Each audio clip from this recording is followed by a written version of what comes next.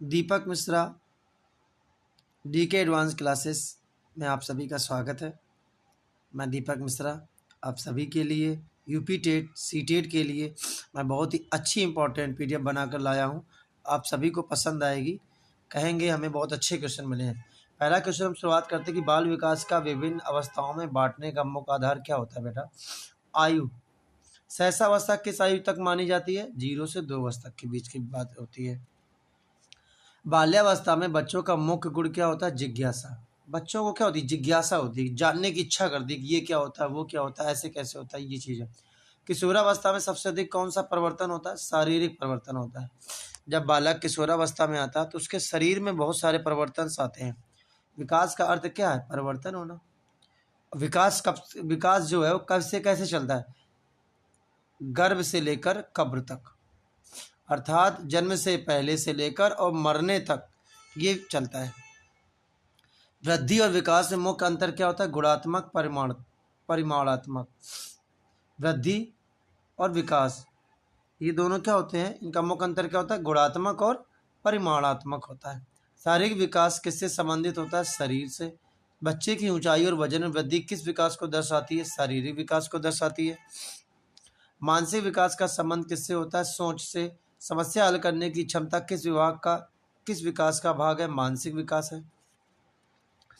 बात करते हैं बेटा हम संवेगात्मक विकास का संबंध किससे होता है? संवेगात्मक विकास का तो भावनाएं होती है। बच्चे में क्रोध और खुशी विकास के उदाहरण। संवेगात्मक विकास के उदाहरण है। भाषा विकास का मुख्य उद्देश्य क्या है? संचार करना।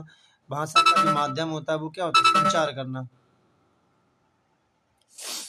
क्या होता है बेटा? संचार करना।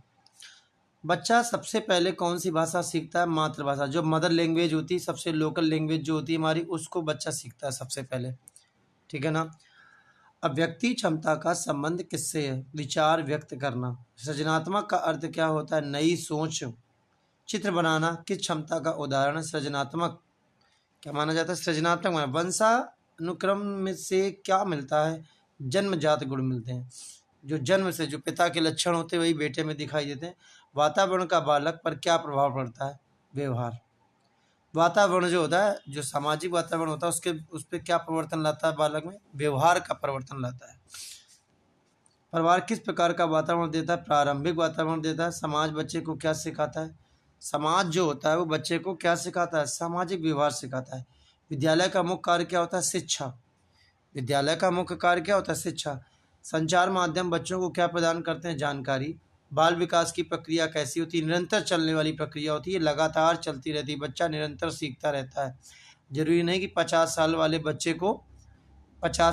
व्यक्ति को ज़्यादा आता हो या 20 साल वाले बच्चे को कम आता हो। एक प्रक्रिया होती है निरंतर सीखने वाली। कम उम्र में भी लोग ज़्यादा सीख जाते हैं, ज़्यादा उम्र में भी लोग नहीं सीख पाते हैं। अब सबसे इंपॉर्टेंट क्वेश्चन आता है, विकास किस दिशा में होता है? हमेशा सिर से पैर की तरफ जाता है विकास। तो हमारी इंपॉर्टेंट क्वेश्चन है। और आप लोगों को अगर क्लास पसंद आई हो तो लाइक और शेयर और चैनल को सब्सक्राइब कर लें।